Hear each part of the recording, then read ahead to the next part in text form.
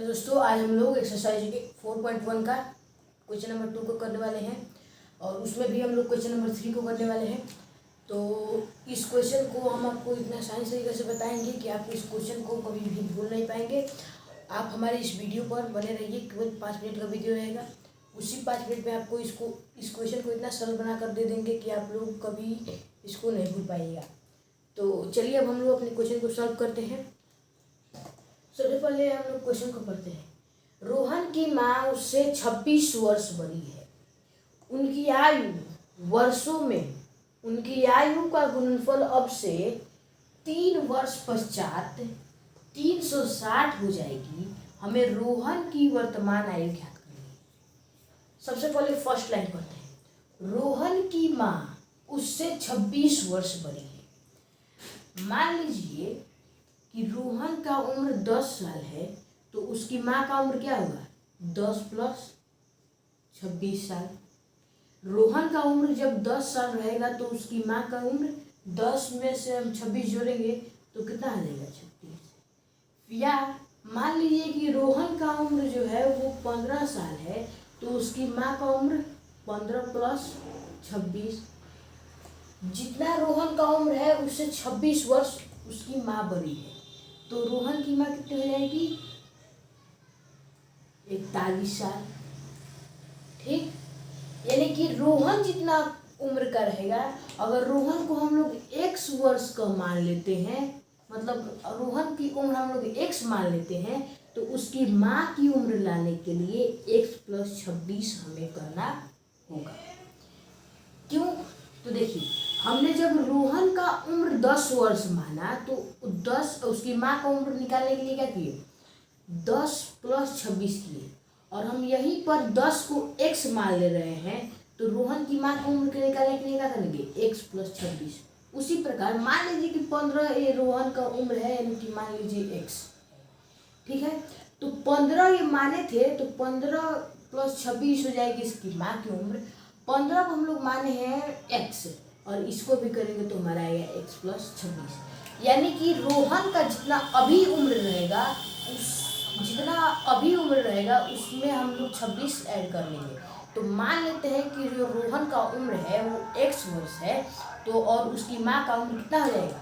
x plus 26। ठीक है, तो अब इसी को हम लोग यहाँ पर लिखते हैं। सबसे पहले लिखते हैं यहाँ पर हल, लिखते हैं माना रोहन की वर्तमान आयु, रोहन की वर्तमान आयु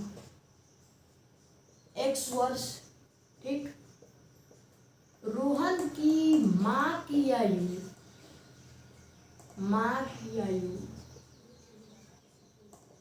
उससे 26 वर्ष बड़ी है, नहीं x प्लस 26 वर्ष। ठीक है, अब उसके आगे पढ़ते हैं। उनकी आयु का गुणनफल, यानी कि इनकी आयु का गुणनफल, यानी इनका रोहन की आयु का गुणनफल और उसकी माँ की आयु का गुणनफल अब से 3 वर्ष पश्चात 360 हो जाएगी। अब देखिए, एक पश्चात, पूर्व, पहले और बाद आता है एक शब्द।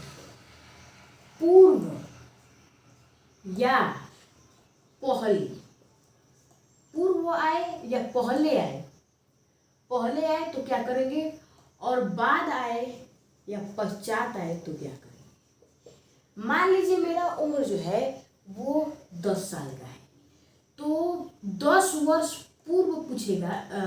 अभी हमारा एज कितना है? 10 साल है। 10 वर्ष 10 साल है अभी हमारा, अभी मान लेते हैं हमारा उम्र अभी 10 साल है।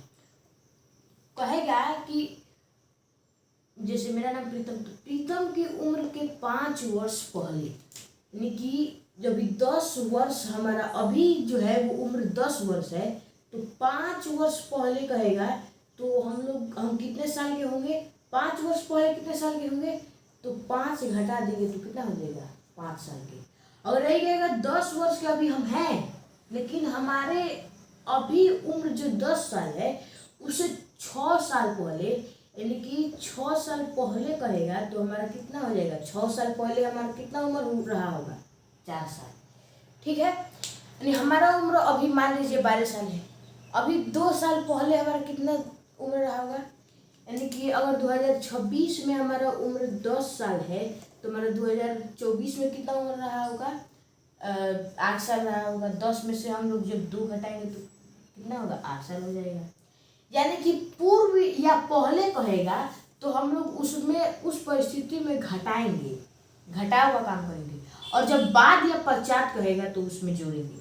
जैसे हमारा उम्र अभी 10 वर्ष है, 10 वर्ष है अभी, तो कहेगा कि 5 वर्ष बाद, तो 5 वर्ष बाद कितना हो जाएगा, 15, या 5 वर्ष पश्चात, तो 5 वर्ष पश्चात या बाद एक ही हुआ, पश्चात कहेगा तो क्या हो जाएगा, 15। ठीक है, तो पूर्व या पहले कहेगा तो माइनस करेंगे, और बाद या पश्चात कहेगा तो प्लस करेंगे।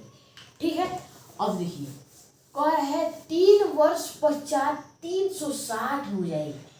तो सबसे पहले लिखते हैं 3 वर्ष पश्चात, चूंकि 3 वर्ष पश्चात या बाद, पश्चात या बाद 3 वर्ष पश्चात। और देखिए अभी इसको उम्र, अभी इसकी उम्र, रोहन की उम्र कितनी है, x है, तो 3 वर्ष बाद लाने के लिए, मान लीजिए अभी उम्र उसकी x है, तो 3 वर्ष बाद के लिए क्या करेंगे, प्लस करेंगे। तो प्लस करेंगे कितना वर्ष बाद, 3 वर्ष बाद, यानी कि x + 3। ठीक, उसके बाद यहाँ पर भी 3 वर्ष पश्चात रोहन की आयु x + 3 हो जाएगी, और 3 वर्ष पश्चात रोहन की माँ की आयु, अगर वर्तमान आयु रोहन की माँ का है, रोहन की माँ की वर्तमान आयु x + 26 है, तो 3 साल बाद कितना होगा, तो x + 26 में हमको और 3 ऐड करना पड़ेगा। अभी उम्र रोहन की 1 साल था, तो 3 वर्ष बाद लाने के लिए क्या करेंगे, तो प्लस करते हैं, बाद रहेगा तो प्लस करेंगे। कितना साल बाद, 3 साल बाद, तो x + 3 कर दिए। उसी प्रकार ये रोहन की माँ की वर्तमान आयु थी x + 26, और x + 26 में 3 वर्ष बाद, तो +3 कर दिए। ठीक, +3 कर दिए, इतना समझ गए। अब कह रहा है यहाँ से यहाँ तक का काम खत्म, उनकी आयु का गुणनफल। अब ये इसका गुणनफल 3 वर्ष पश्चात, यानी कि x + 3 और x + 26 + 3, इतना हमारा हो गया 360 हो जाएगी, यानी कि इसके बराबर में क्या हो जाएगा, 360। तो अब हम लोग इसको हल करते हैं, तो x + 3 हो जाएगा, x + 26 3 29 = 360, x इंटू इस x को बाहर लीजिए और इस पूरे में गुना करिए, तो x + 29, फिर ये +3 तो +3 लिखते हैं, फिर +3 को बाहर लीजिए और x + 29 को अंदर, फिर 360। अब गुना कीजिए, तो x में x से गुना करेंगे तो x², 29 में x से गुना करेंगे तो 29x, प्लस 3x में गुना करेंगे तो +3x, और प्लस प्लस प्लस होता है, और 29 टाइम हो जाएगा हमारा 87, यानी 87 = 360। x² प्लस 29 और 3 होता है 32, प्लस 87, और ये प्लस में 360 है, इधर आएगा तो माइनस में 360 होगा, ये हो जाएगा 0। फिर लिखते हैं x² प्लस 32x। अब देखिए ये प्लस ये minus, plus minus minus, plus minus minus, यानी कि 360 में से 87 घटाएंगे तो कितना आएगा, 10 में से 7 गया तो 3, और 5 में से 8 गया तो 7, और 2 ये हो जाएगा। ठीक, दोनों में बड़ा है 360, और 360 के पहले है माइनस, इसलिए यहाँ पर माइनस लगा दिए, बराबर 0। ये हमारा समीकरण के रूप में व्यक्त हो गया। ठीक है, ये हमारा आंसर आ गया। ठीक है, आप लोग इसका स्क्रीनशॉट लीजिए। अगर ये वीडियो आपको अच्छा लगा तो अपना रिस्पॉन्स आप लोग कमेंट बॉक्स में जरूर दीजिएगा कि आपको वीडियो कैसे लगा। अगर समझ में आएगा तो हमारा इस चैनल को लाइक कीजिए, सब्सक्राइब कीजिए और अपने दोस्तों में शेयर कीजिए। धन्यवाद।